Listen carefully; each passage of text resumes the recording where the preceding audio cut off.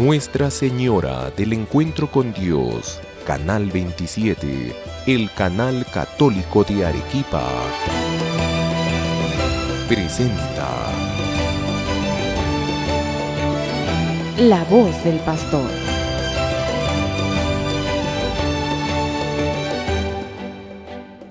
Queridos hermanos y hermanas, nuevamente juntos en La Voz del Pastor. Hemos comenzado ya hace algunos encuentros a contemplar, reflexionar sobre la parte del catecismo que nos habla de los misterios de la vida pública de Jesús. Estamos en la segunda gran parte, digamos así, del credo, de nuestra profesión de fe, que se refiere al Hijo. La primera parte, referida al Padre, la hemos visto ya anteriormente. Hace ya algunas semanas hemos entrado en la segunda parte, que se refiere al Hijo. Vimos los misterios de la vida oculta de Jesús y hemos comenzado a ver los misterios de la vida pública. Seguramente recordamos que la vida pública de Jesús comienza con el bautismo en el Jordán, cuando Jesús se pone en la fila de los pecadores y se hace bautizar por Juan el Bautista, naturalmente. Luego de ahí, terminadas el bautismo, Jesús es conducido por el Espíritu Santo al desierto, donde después de 40 días con sus noches en ayuno y oración, experimenta las tentaciones por parte del demonio. Y decíamos que esas tentaciones, esas tres tentaciones de Jesús, son como un paradigma que sintetizan en sí todas las tentaciones que nosotros, los seres humanos, experimentamos a lo largo de nuestra vida.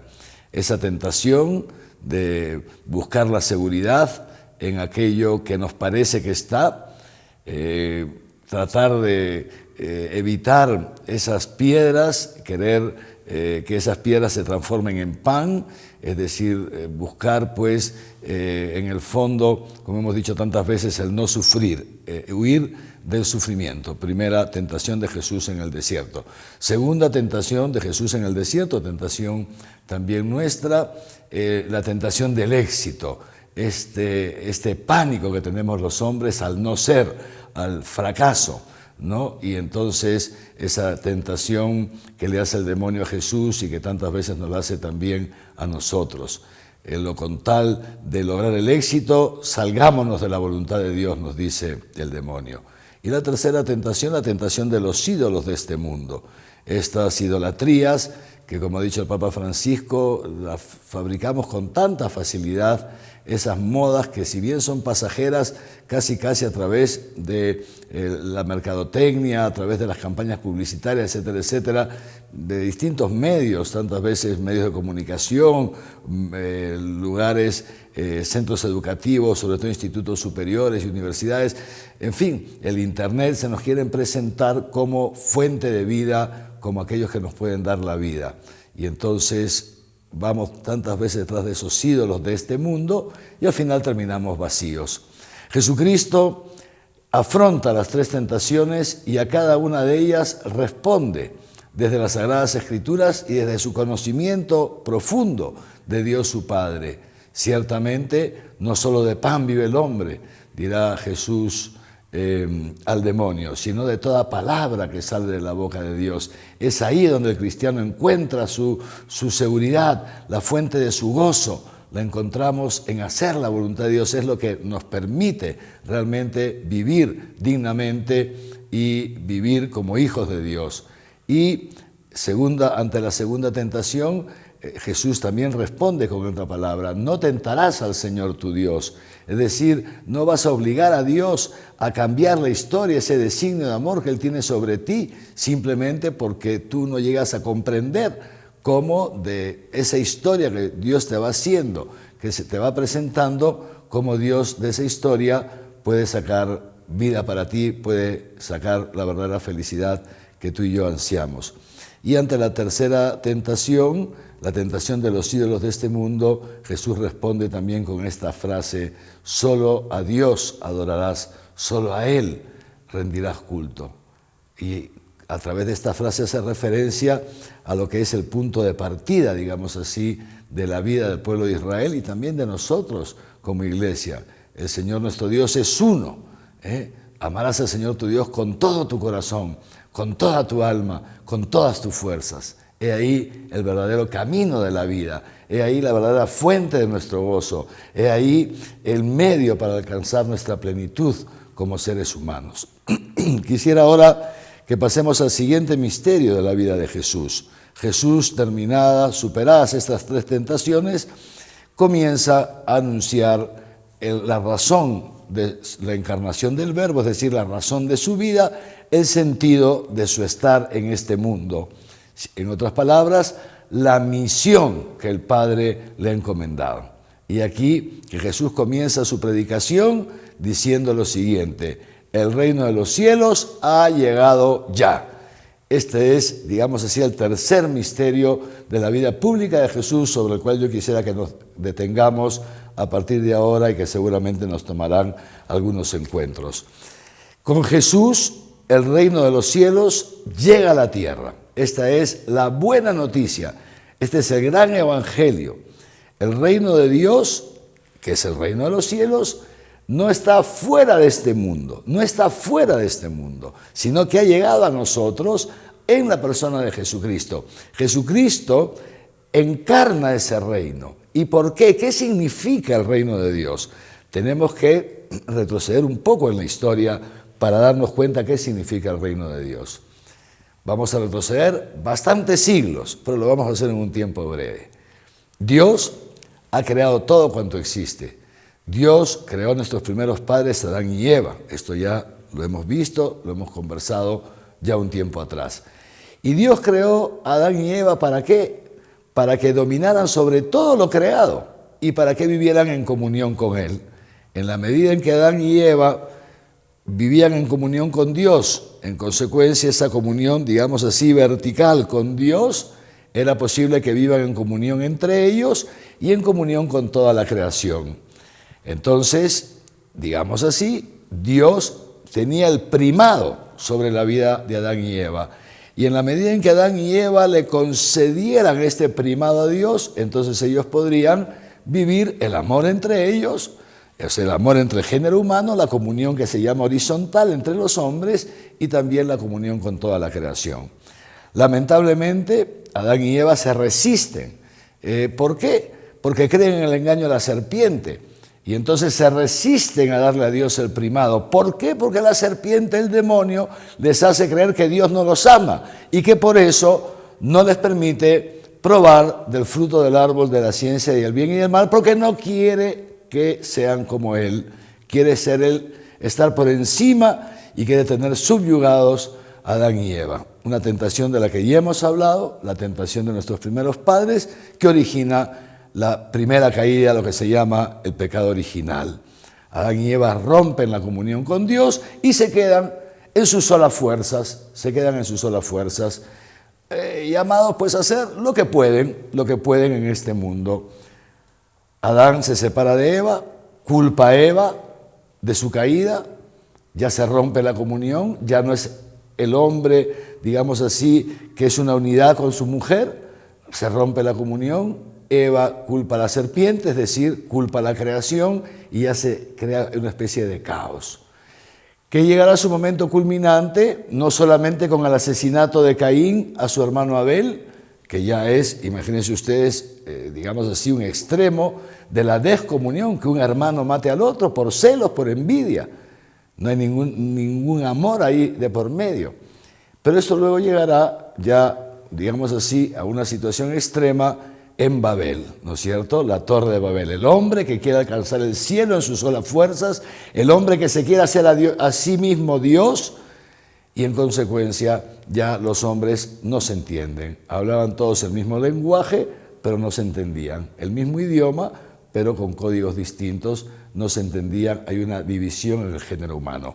Dios no se queda impasible, indiferente ante esta situación. No se queda indiferente ante esta situación, sino que Dios comienza, digamos así, una historia de salvación en favor de toda la humanidad.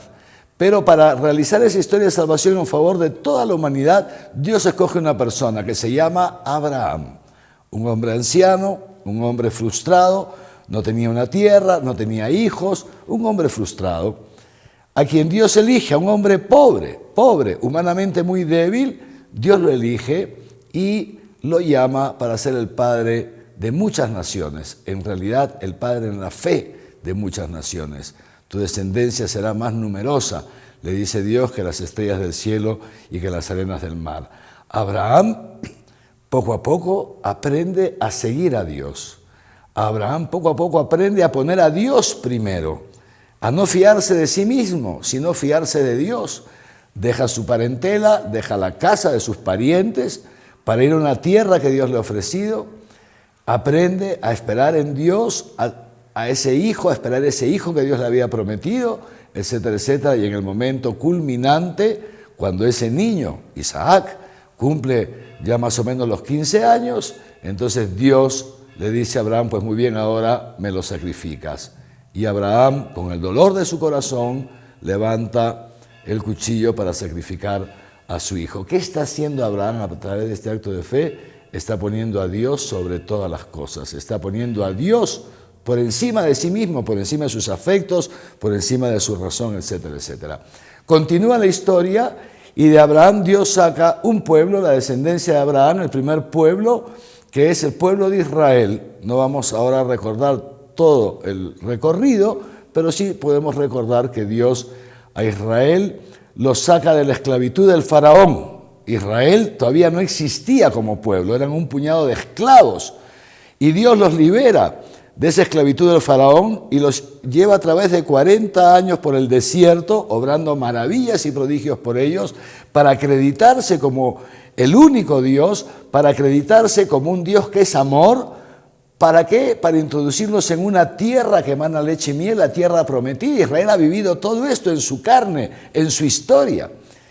¿Para qué? Para hacer de ese pueblo, escúcheme bien, un pueblo distinto a todas las naciones. Un pueblo que tuviera un rey, solamente uno, y que ese rey fuera Dios. Estamos hablando de los antecedentes del reino de Dios. Dios elige a Israel para que sea un pueblo distinto a todas las naciones, el único pueblo que tuviera al único Dios verdadero como rey. Todos los demás pueblos tenían reyes humanos.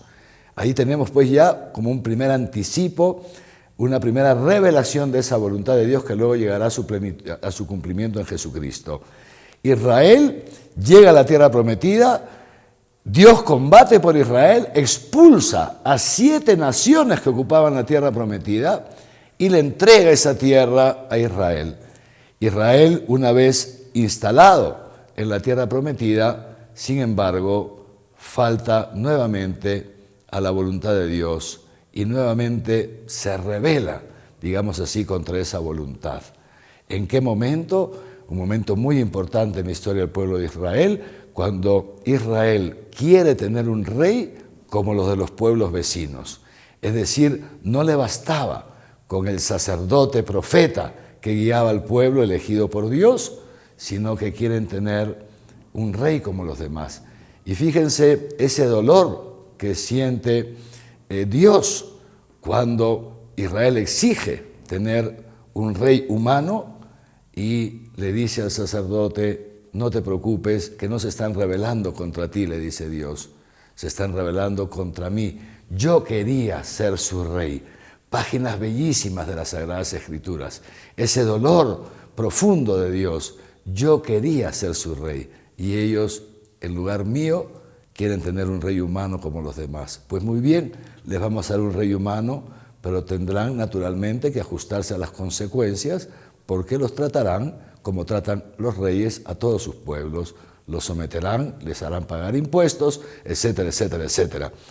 Ese es el momento en que Israel se rebela, fíjense ustedes, y frustra esa voluntad de Dios de ser él el rey. Israel no quiere ser la primicia del reino de los cielos en la tierra.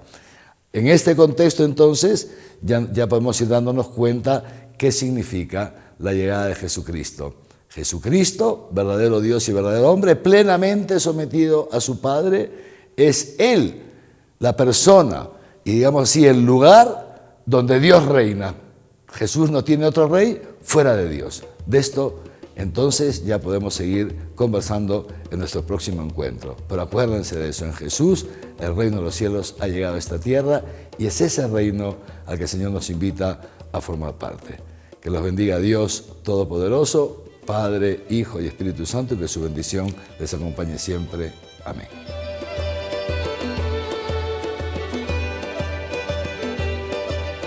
Nuestra Señora del Encuentro con Dios, Canal 27. El canal católico de Arequipa presentó La voz del pastor.